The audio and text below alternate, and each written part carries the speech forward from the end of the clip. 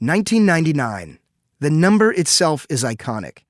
If you were alive then, you probably remember that 1999 was a strange year, an anxious year. It was like humanity aspired to enter a new age, but we just couldn't get out of our own way. The Columbine High School massacre birthed the modern era of atrocities in American schools. Woodstock 99 was the nightmare inverse of its inspiration 30 years prior. The Matrix warned us against enslavement to our own technology, and our growing dependence on the internet brought its own fears of man-made catastrophe. The specter of a Y2K Armageddon has some Americans stockpiling food, water, fuel, not to mention money. The 90s were Seattle's decade. The grunge boom ushered them in. The protests against the World Trade Organization ushered them out. The anarchists were a tiny fraction of the thousands who marched on Seattle, but they were a catalyst. Their hammers shattered any hope that the World Trade Meeting would recover from its chaotic start. Hey, on your camera! While world leaders determined the future of international commerce, 50,000 activists shut down the city. Seattle police responded by unleashing tear gas, pepper spray, and concussion grenades. The National Guard was called in. For 3 days, downtown Seattle was a war zone. In the aftermath, Seattle's police chief resigned, and the mayor took a serious black eye. At this point, the teen dance ordinance had criminalized all-ages music and dancing for almost 15 years. To most reasonable people, the law was absurd, a relic from another time. The new millennium would bring a chance for new policy. Youth activists had been clamoring for a seat at the table for years. In 1999, they finally got it, and they made their demand clear. The TDO has got to go.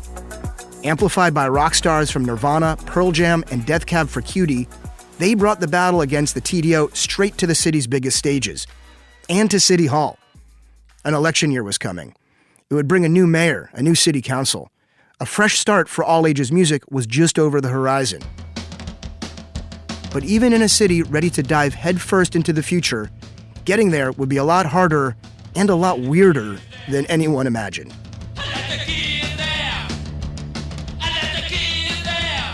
From KUOW in Seattle, I'm Jonathan Zwickle, and this is Let the Kids Dance.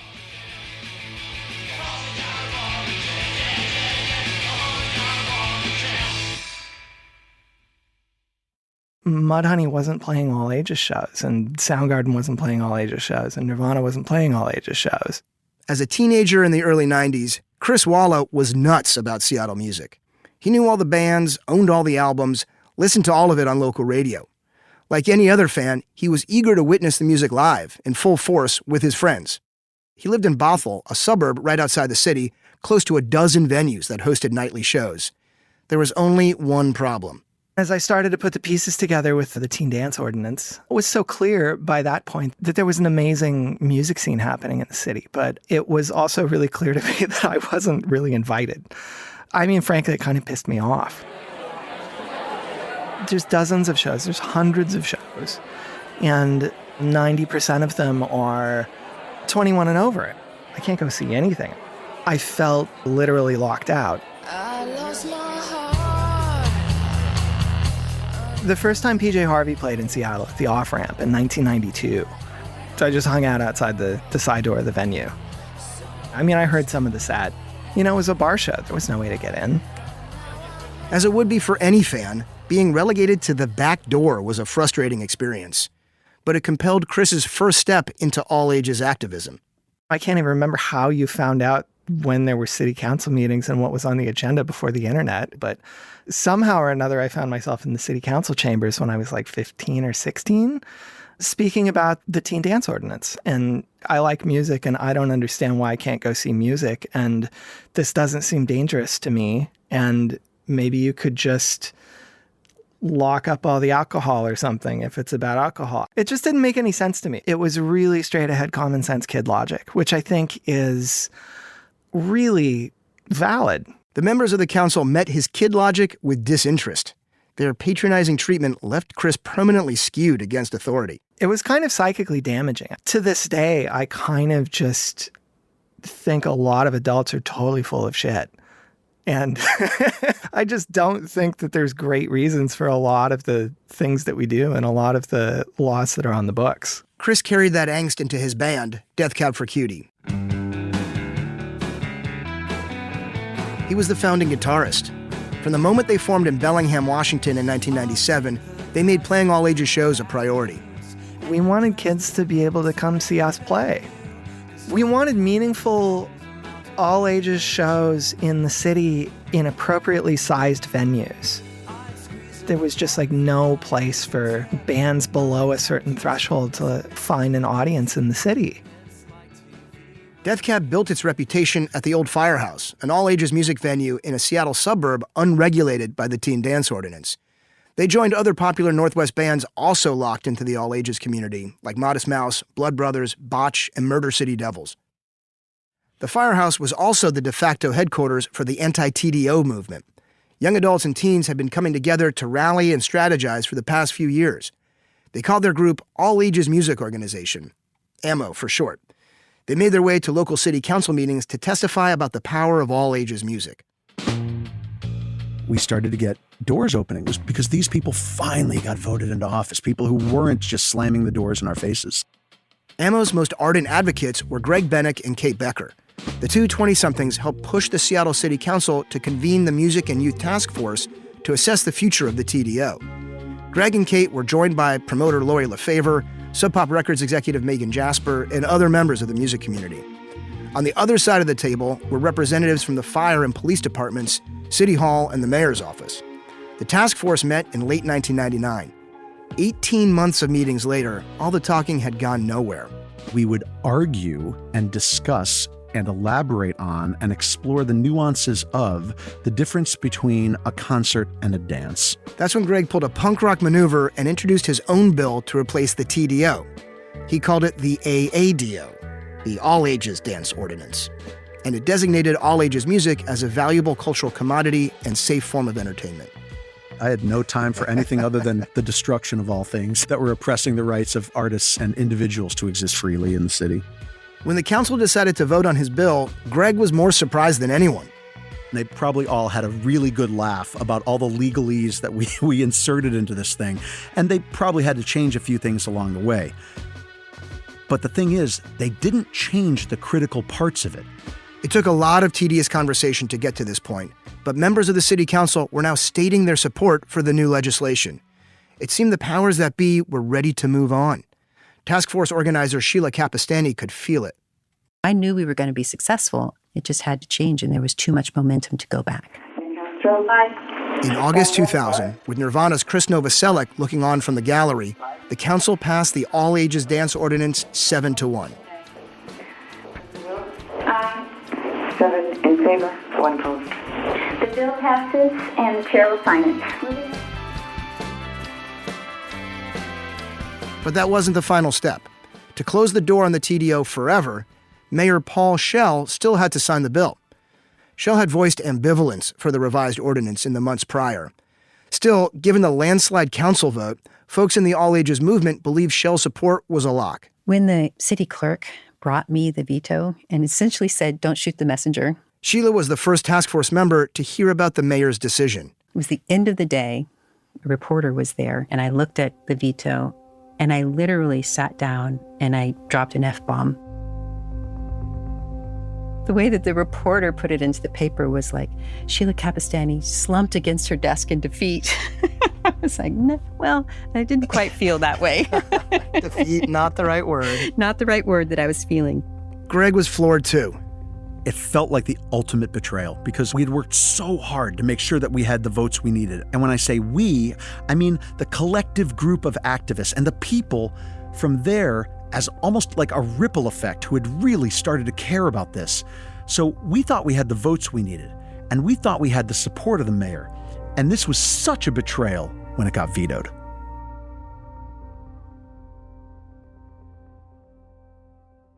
Sheila remembers that the Seattle Post-Intelligencer reported the vote inaccurately. The newspaper claimed it was a close vote, 5-3, rather than the 7-1 mandate it actually was.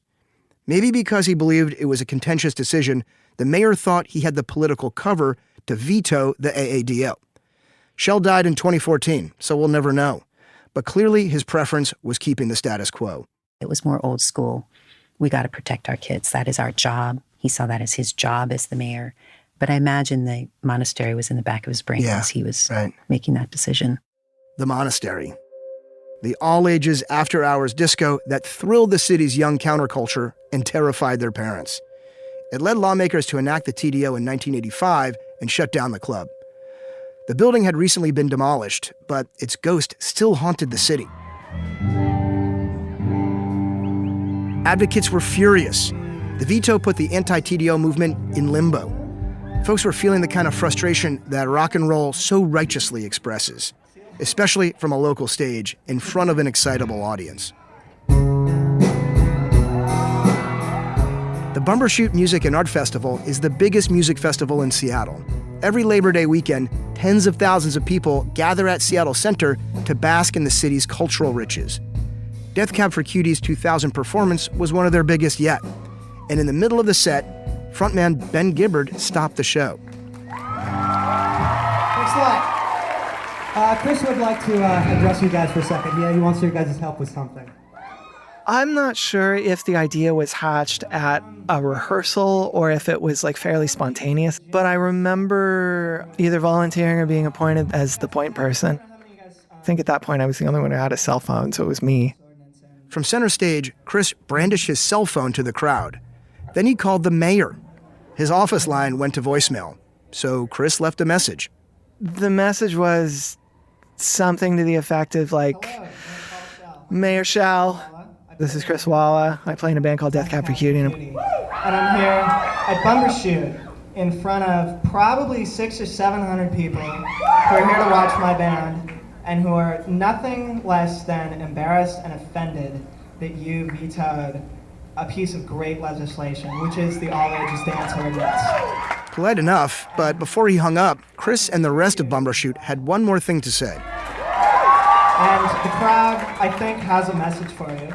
1, 2, 3. Fuck you, bullshit! Thanks for your time. I'll see you later. Thanks for helping us out with it. If there's anything that I've learned in politics over the years, it's that sometimes a big hearty fuck you is okay.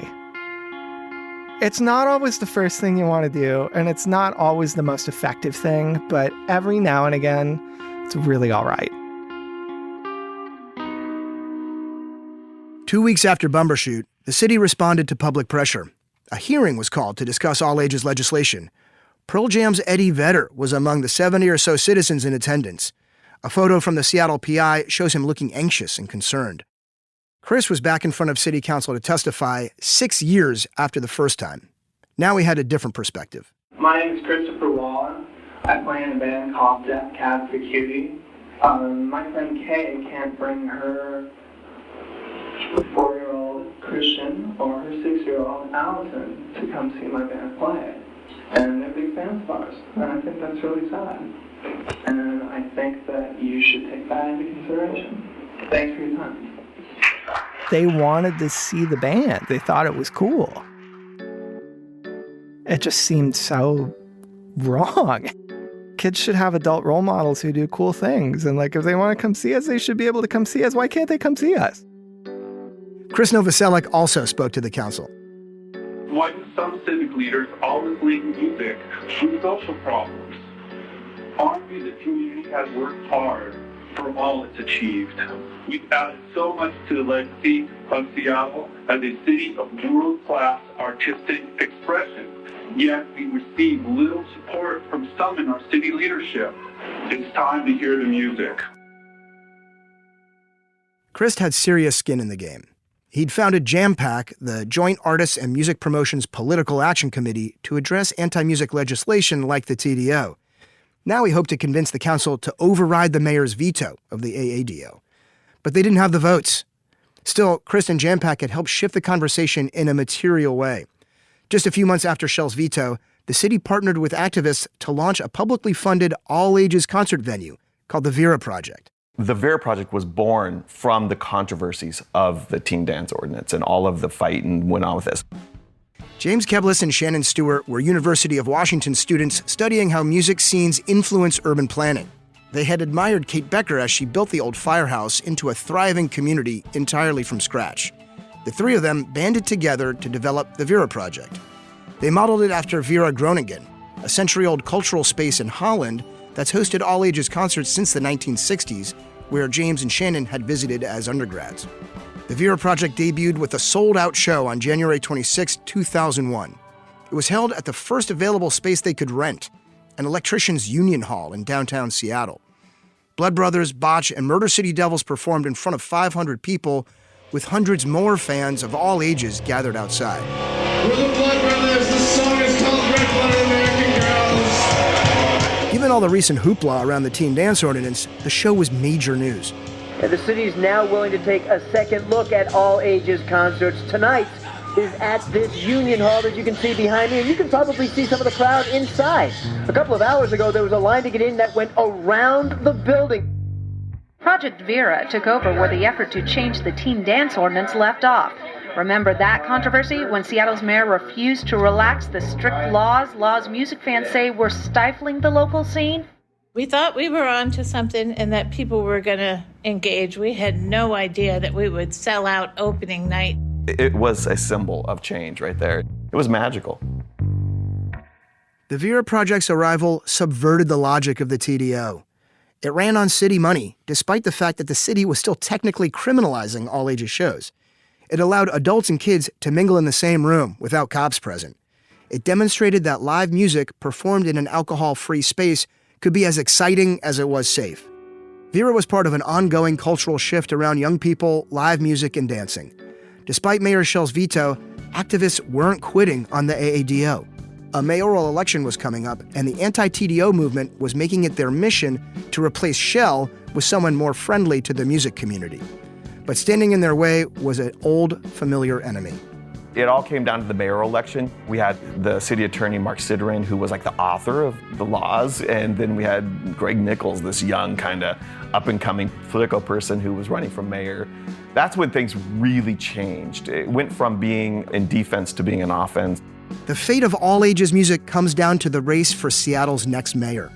And if Mark Sidran wins, dark times are ahead. Mayor Paul Schell registered some significant failures during his tenure. But the biggest of all was the chaos of the WTO riots. His disastrous response is a major reason why he didn't make it out of the primary in 2001. So the race came down to two other Democrats. One was neoconservative city attorney Mark Sidran. Yes, Seattle music's Voldemort was this close to becoming mayor. If he took the election, the teen dance ordinance would certainly remain in effect.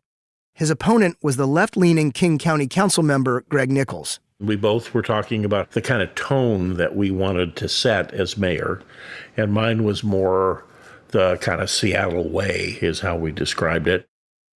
The Seattle way. That's shorthand for the city government's tendency to seek consensus through excessive conversation, study, and debate. Some believe it's the only way to meet everyone's needs.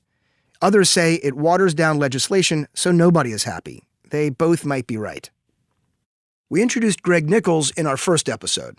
Back in 1985, he was a legislative aide for City Council member Norm Rice, the man who originally hatched the TDO.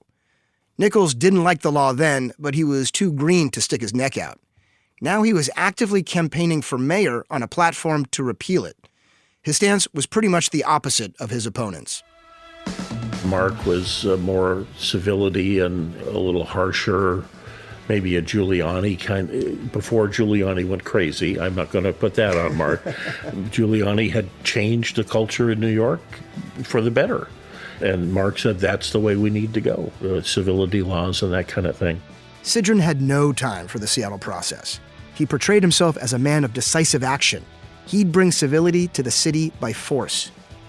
Nichols, on the other hand, was willing to listen. I met with Jam-Pack people, Chris Novoselic and others, to learn about what had happened and what kinds of opportunities there might be to kind of reopen those venues for young people. I was young once, and recognition that you needed to have those places that were safe, but also fun. So when I ran for mayor, I wanted to make political change. Sidran went on the attack. He said Nichols was soft on crime, didn't care about kids or public safety. I've demonstrated a willingness and an ability to take on tough, complicated, and admittedly controversial issues, whether it's civility on our streets and in our parks, or fighting nightclub violence, or expanding access to treatment for the drug addicted and the mentally ill. And I hope to have your vote. Thank you very much. Thank you. Sidran supported Mayor Schell's veto of the AADO. In an interview, he said that, quote, all it does is increase the risk and remove all of the prevention and security measures. The press would write about this. The Seattle Times, the Seattle PI, and all. I mean, they were doing these cartoons that were like, if your kids are going out, they'd get molested and raped. And I mean, harsh language like that. And Nichols was vilified badly. James Keblis believed in Nichols' commitment to the music community, and he was worried about what a Sidran mayorship would mean to the scene. He got involved in the campaign and enlisted his industry allies to join him. Chris Novoselic would call record labels in Los Angeles and New York and be like, give me money, and they would just do it, you know? And then we would create these flyers. We'd mail them out to tens of thousands of people. And we had these posters that were made up that, you know, Nichols versus Sidran. That was a thing. Like, we organized and filling envelopes. It was activism. One of the last mailers they sent spelled out the stakes. One side featured an illustration of a tombstone reading, R.I.P. Seattle Music Scene. The other highlighted Sidran's track record of targeting the music community. He forced club owners to pay for expensive live music licenses and held them liable for anything illegal that occurred outside their businesses. He lobbied for stricter noise regulations.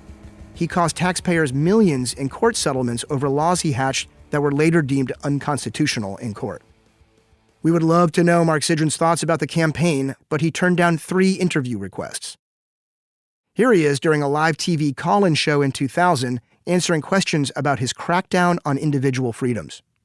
Mr. Sidran, you have consistently supported laws that limit the speech rights of people without money in the city, laws like the poster ban, the teen dance ordinance, and anti-panhandling laws. Mr. Sidran, what do you have to say about this? Well, first, much as I might like to take credit for things like the teen dance ordinance and what you call the poster ban ordinance, I actually didn't have anything to do with either one of those, although I think there's some good reasons behind those laws, and that might be a conversation for another day. Chris Waller remembers hearing Sidran's message to voters and feeling personally attacked. Every week there was something that was like, wow, he hates me. And he hates everything I stand for, and he hates all of my friends, and he is really footloosey reactionary wingnut. And how does a guy like that get the time of day in a city like Seattle? Like, I thought this was a ostensibly progressive place. But, you know, as we've learned in the years since, there's just always a path for somebody of that stripe to rise up and make a name for themselves. If the campaign was ugly, the election was torture. Once the vote count began, the tallies were shockingly close. Seattle was split down the middle on Sidran and Nichols' opposing visions of the city. Waiting is so hard to do, but you don't have to tell that to Greg Nichols or Mark Sidran. The Seattle mayoral candidates are in that weird netherworld, waiting for the absentee ballots to be counted so the race for mayor can be decided. Ended up being one of the closest mayoral elections in Seattle history. It came down to hundreds of votes separating between Sidran and Nichols on election night. The city waited for final election returns. Days went by, then a week. After the chaos of the WTO protests, all of America was closely attuned to Seattle politics. The whole nation was in suspense. Here's a very young Chuck Todd, then with Hotline TV, reporting on the situation. Seattle, we're still waiting. Polls just closed out there. The city attorney, Mark Sidran, who has been called a protege of Rudy Giuliani, at least he's tried to call himself that. A lot of the race was based on those riots. It took 10 days to count all the ballots. The winner, by just over 3,100 votes out of about 170,000, was Greg Nichols.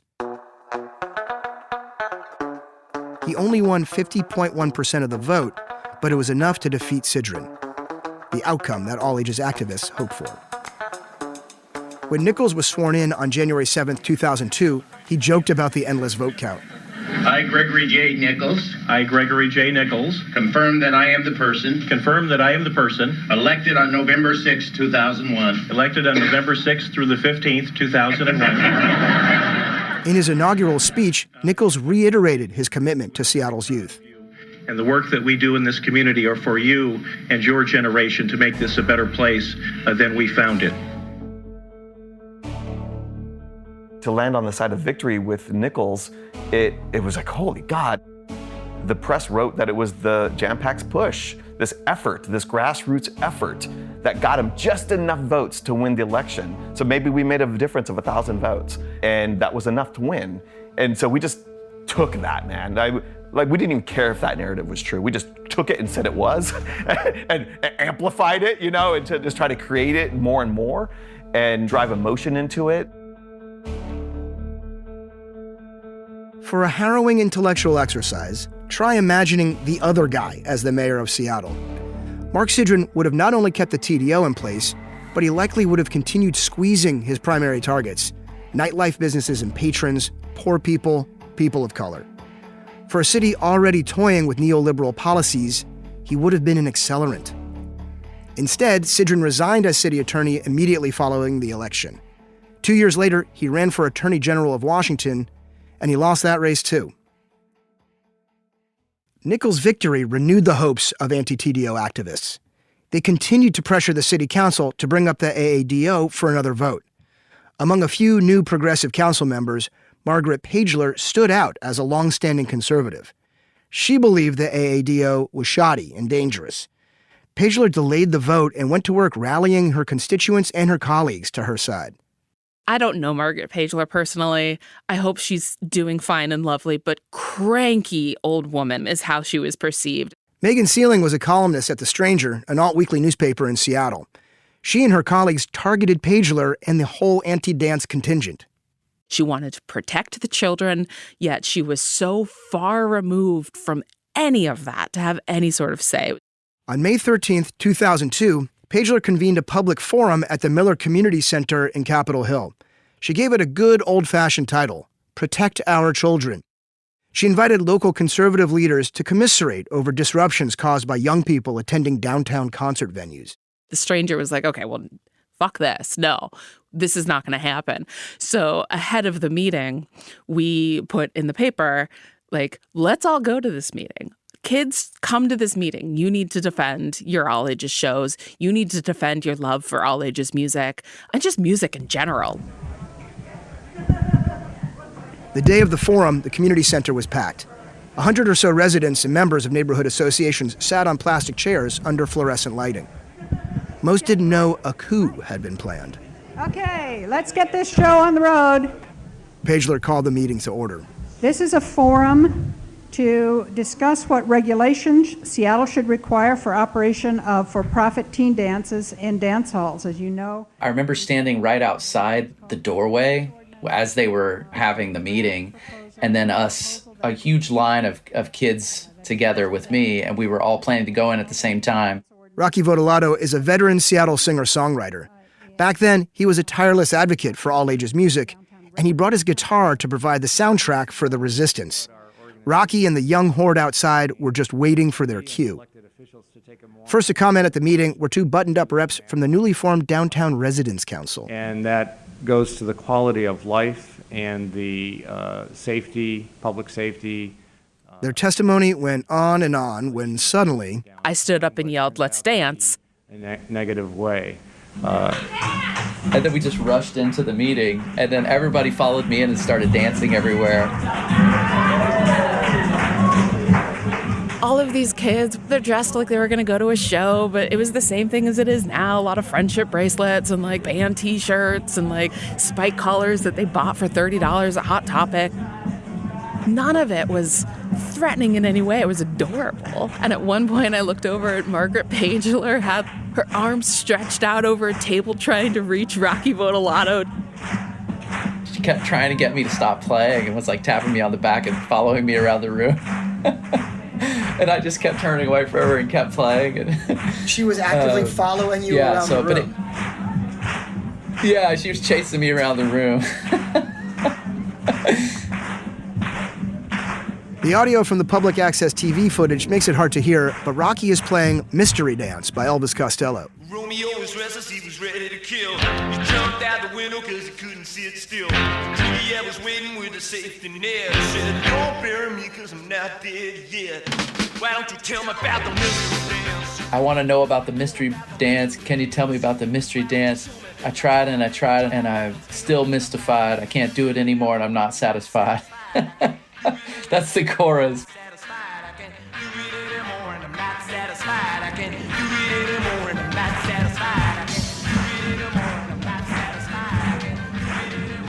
Okay, young people, we know you can dance. The whole thing was ridiculous, which was exactly the point. When Margaret Pagler started that meeting, I think she thought a lot of the parents that were there were going to stand up and be like, thank you for protecting my child. It felt almost like a satanic panic sort of thing. This meeting will be at recess for 10 minutes. Even though the anti-TDO movement had more support than ever, mainstream Seattle media remained faithfully behind the law. Political cartoonist David Horsey let loose in the Seattle Post-Intelligencer day after day. Just a week after the protest, his May 5, 2002 piece depicted a sleazy-looking guy in sunglasses, a sport coat, and a T-shirt that reads, "Club owners." He's saying, if kids stroll into my saloon to listen to some music, the city shouldn't stop them. Behind him is a spiky-haired guitarist with syringes poking out of his arms and a T-shirt that reads, "Musicians," completely misspelled. His word bubble says, "Stop the suppression of artistic expression." The S's in every word are dollar signs. The caption is hidden motivation.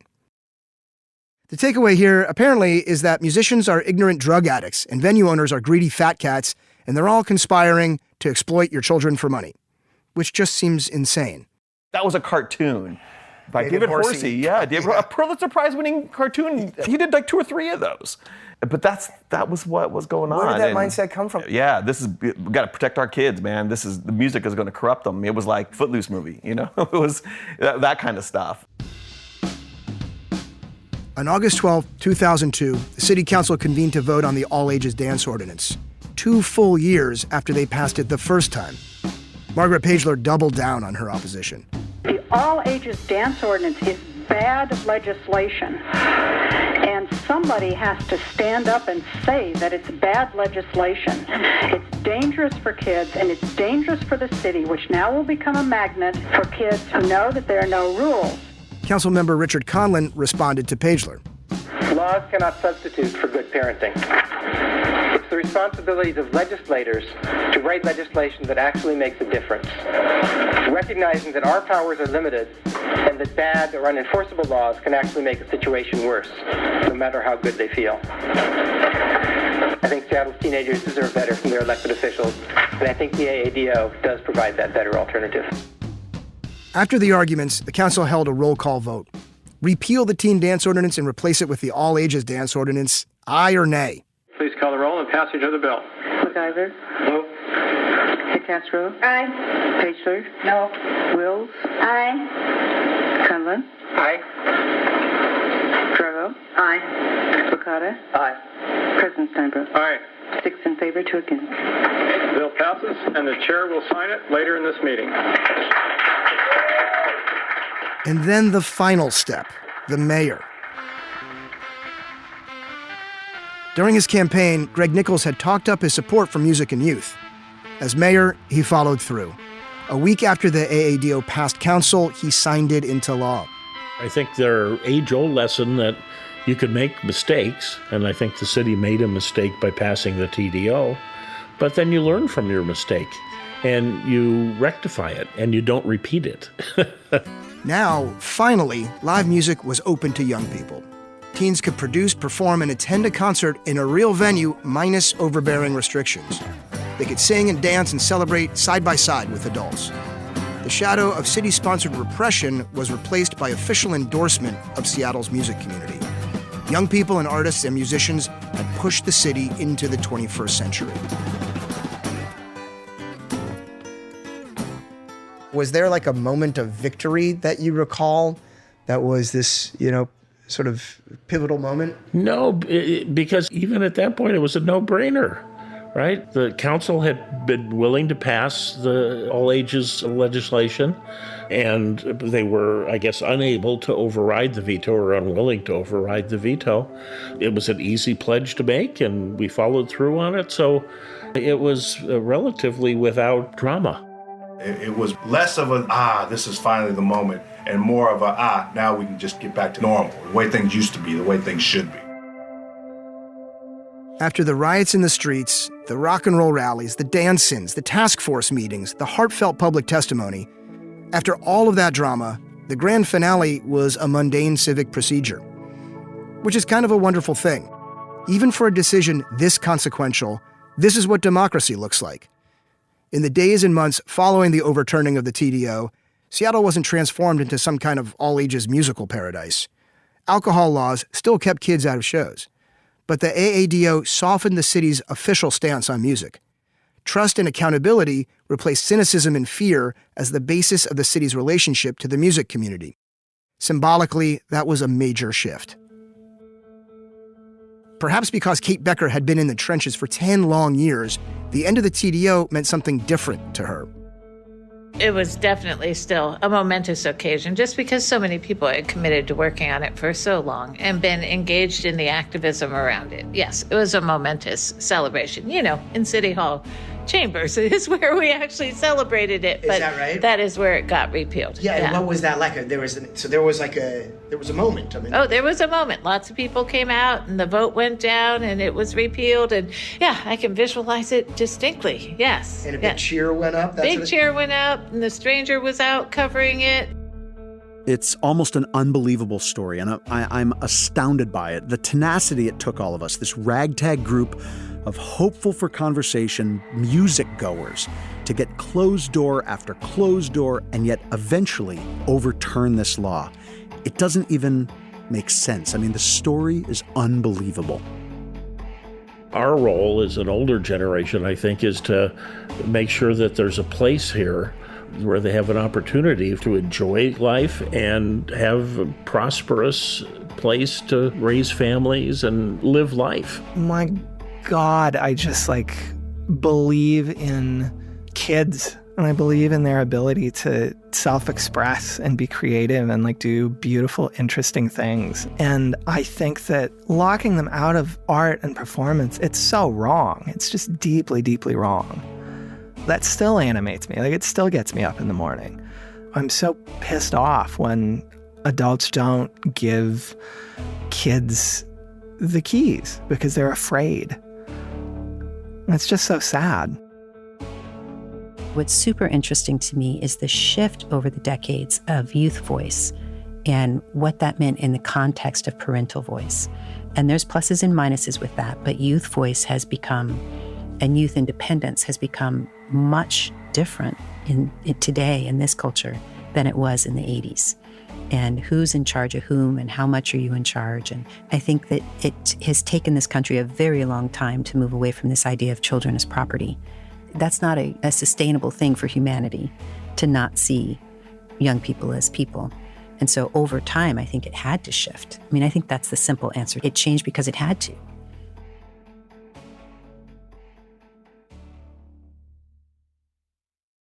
When I describe the teen dance ordinance to people, usually I sum it up as grunge footloose, which is apropos. This story certainly carries plenty of classic Hollywood drama. Kids versus parents, punks versus police, activists versus City Hall. In this telling, young people and artists awaken to their inherent value and social capital. They fight for their right to exist in the face of indifference and humiliation, and they win.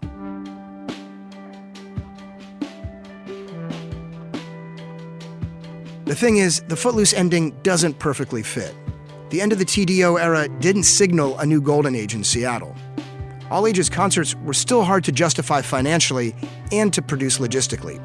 They happened more frequently, but the local music scene, like most of the country, remained dominated by bar economics and bar culture. It still is. And these days, being a young person comes with even more threats and pressures than it did in the 80s and 90s. We still struggle to create safe spaces for young people. During the TDO, we cut off their channels for personal expression and cultural connection. Today, the stakes are higher. Kids want to go to school and not get shot to death. They want to grow up on a planet that isn't on fire or underwater. They want to be allowed to choose their own identities and be supported in their choices. We're not banning dances anymore, but we are banning pronouns and gender-affirming care. 21 years after the repeal of the teen dance ordinance, all-ages music is firmly planted in Seattle. But today the enemy isn't politics, it's economics. In the last 2 decades, rising cost of living has triggered an exodus of artists out of the city. Real estate prices have forced dozens of small venues to close. It's harder than ever to live and work as an artist in the city.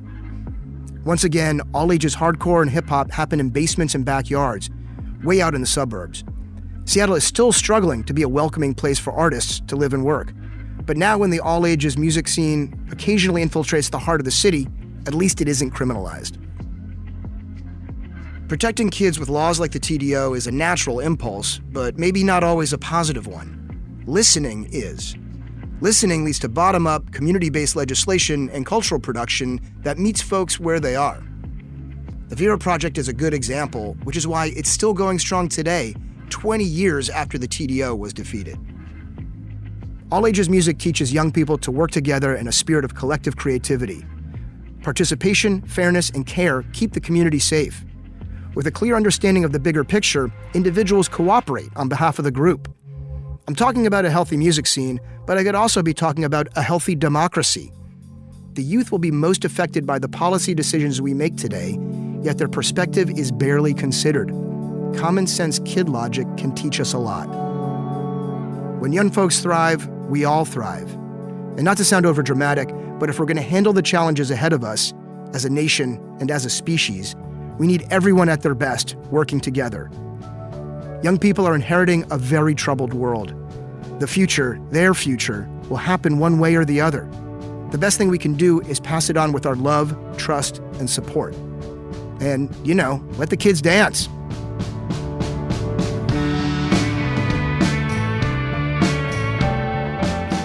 From KUOW in Seattle, I'm Jonathan Zwickel. Let the Kids Dance is a production of KUOW in Seattle. We're a member of the NPR Network, a coalition of independent, listener-supported public media podcasts. Let the Kids Dance is created and written by me, Jonathan Zwickel. Matt Martin produced the show. Jim Gates is our editor. Final mixing by Hans Tweit. Original music is by Ryan Devlin and Kim West of Smoky Brights and Mega Cat. Our theme song is by the Four Slicks, covering Bo Diddley. CM Ruiz designed our logo. Special thanks to the City of Seattle Archive for public meeting audio, and to Andy Swinburnson for digging up audio of Death Cab for Cutie at Bumbershoot. Our production team includes Marshall Eisen, Michaela Giannotti Boyle, Marian Mohammed, Brendan Sweeney, and Lauren Vespoli. Want to hear more awesome music from the TDO era? Dive into the Let the Kids Dance playlist. Check out the link in our show notes or search LTKD on Spotify. Hey listeners, do you like going to all-ages shows? Did you when you were younger? Did you live through the teen dance ordinance in Seattle? Or were you part of an all-ages scene somewhere else? Tell us about it. Record a voice message on your phone and email it to dance@kuow.org. Thanks for listening.